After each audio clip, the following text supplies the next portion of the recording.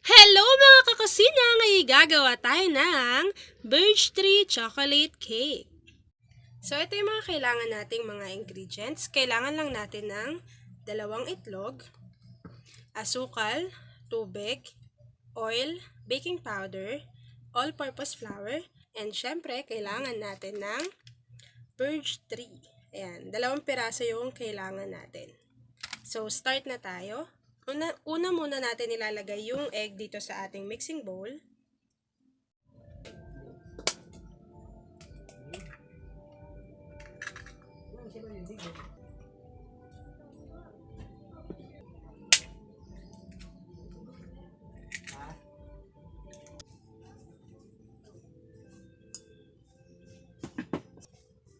So after natin mailagay yung 2 itlog, mag-a-add lang tayo ng sugar.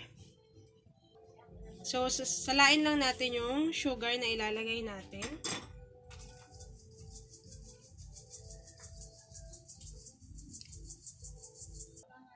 So, after natin mailagay yung itlog tsaka asukal, mix lang natin ng maigi. Ayan, hanggang sa matunaw yung asukal na nilagay natin. Combine lang natin silang dalawa. Ayan, whisk nyo lang.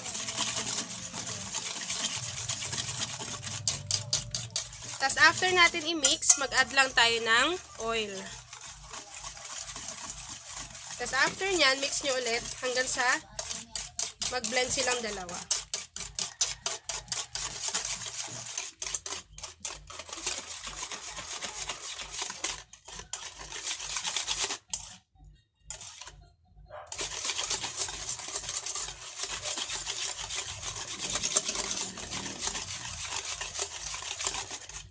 Tapos, maglalagay lang tayo ng vanilla essence.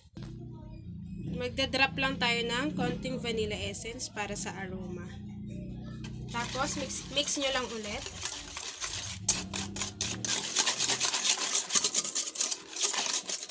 Ayan o, yung mga asukal na nandyan sa gilid na namumuo, mix nyo lang.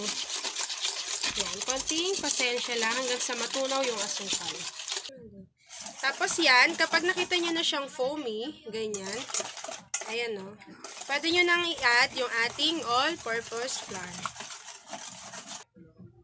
So, ito, i-add na natin yung flour. Ito, all-purpose flour, tapos isi-sift lang ulit natin. Konti-konti lang muna para hindi tayo mahirapan magsala.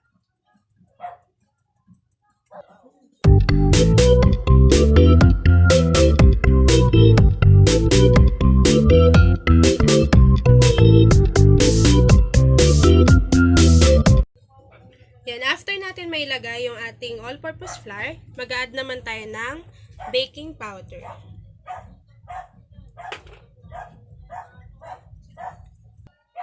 Yan, mix lang natin. Gently lang sa pagmimix ng ating butter. And then, ilalagay na natin yung 2 pirasong Choco Birch Tree.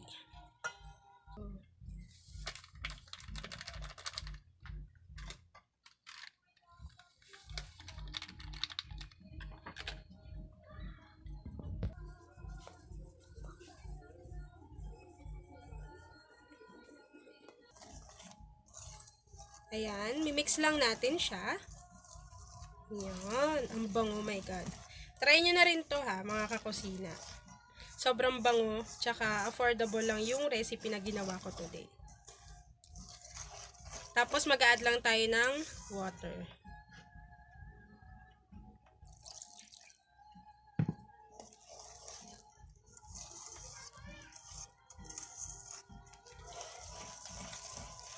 By the way, itong recipe pala na to, pwede nyo rin itong gawing pang negosyo. Pwede nyo siyang lutuin sa lianera para yung madali ang bentahan lang. Pwede naman gawing birthday cake. Doon lang sa parang cake molders natin siya ilalagay. Tapos ihaluin lang natin itong maigi. Tapos mag-a-add ulit tayo ng water. Tapos mix nyo lang ulit.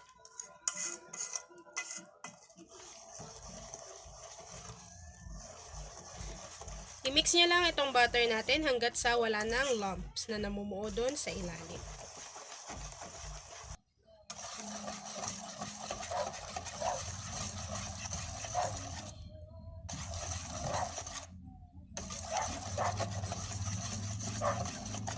Ayan, pag wala na kayo nakikitang lumps, ayan o, parang liquid na talaga siya. Ready na to for steamer. By the way, hindi ako gagamit ng steamer na talagang steamer. Gagawa lang ako ng improvise. So, ito, meron lang akong lianera dito. Magigrease lang tayo ng oil. Ayan, para mamaya hindi tayo mahirapan tanggalin yung cake natin sa ating molders. Tapos kung paano ko to gagawin, gano'n lang din yung gagawin nyo sa mga natira pa nating lianera dito. Tapos lalagyan na natin siya ng cake butter.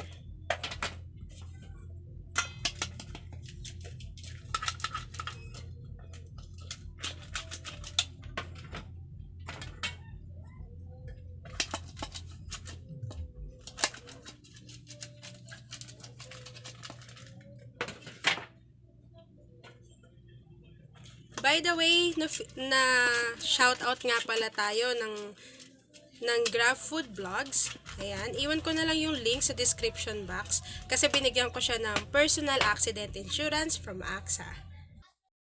Meron tayong kasama dito sa tropa natin dyan. Ayan, may binigay siya sa atin, itong accident insurance card ng AXA. Ayan. Magkano yung ano nito, bro? Magkano yung benefits nito? 50,000. 50,000. Libre lang to? Libre? Sa akin? Libre yan sa'yo. Pinabibigay lang. Pinabibigay. Kanino channel, bro? I-vlog natin. Pa-vlog na lang din yung Kusina ni Angel. Yan, ito. Kusina ni Angel. Like nyo yan, mga Grab. So, salamat ha. Thank you. Malaking bagay ito sa ating mga riders. Salamat, par. Thank you. Salamat. Pangalan niya? Angel. Angel. Salamat, Angel. Laking tulong nito. Thank you.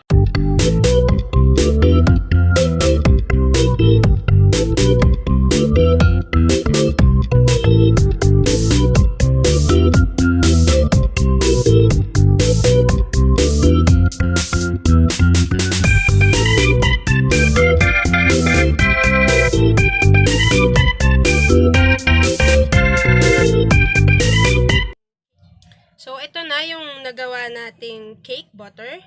Itatap-tap lang natin para maiwasan natin yung mga bubbles na nasa, ayan na, yung mga nagkikreate sa ibabaw. Ayan. Tapos kung gusto nyo marami yung magawa, doblehin nyo lang yung recipe na sinabi ko kanina. Yung mga tamang sukat, ilalagay ko na lang din sa description box. So, eto mga kakusina, kung wala kayong steamer, wala kayong oven, no worries. Kasi meron tayong improvise. Lagay lang kayo ng kawali, lagay lang kayo ng, ano na yan, wire stand. Tapos, lalagay na natin yung ating cake butter. Pero, bago nyo to ilagay, papainitin nyo muna to ng mga 5 to 10 minutes. Tapos, ilalagay nyo na yan. Tapos, lulutuin lang natin to ng 20 to 25 minutes in low, medium heat.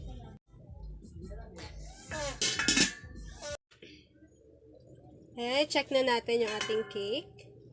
Tinanggal ko pala yung aluminum foil niya. Para mas mabilis ko siyang ma-check. Since wala namang mag-evaporate ng water. Tapos kumuha lang ako ng toothpick. Check lang natin. Yan. Tapos pag wala nang sumama na cake dyan sa ating toothpick, meaning okay na to. Pero wag muna natin siyang tatanggalin dun sa mismong lianera. Palalamigin muna natin to. Tapos isasalang natin yung second batch na ating cake. So, napalamig na natin yung cake na nagawa natin kanina. Magra-run lang tayo ng knife.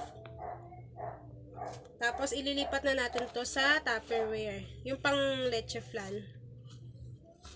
Yan. Tapos, salin na natin to doon.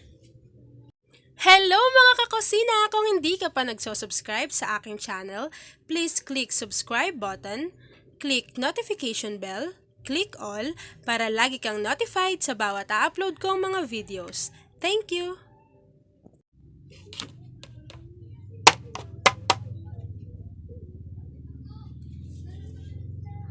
So ayan, tapos babalik na rin lang natin, lagay natin sa ating tab. So ayan na siya, naisalin ko na sa ating lagayan. Tapos gumawa lang ako dito ng chocolate syrup.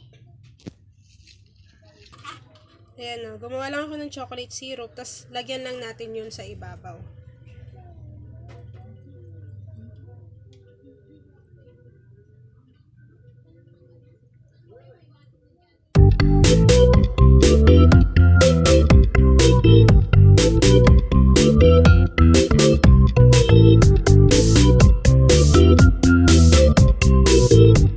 Don't forget to like, share, and subscribe.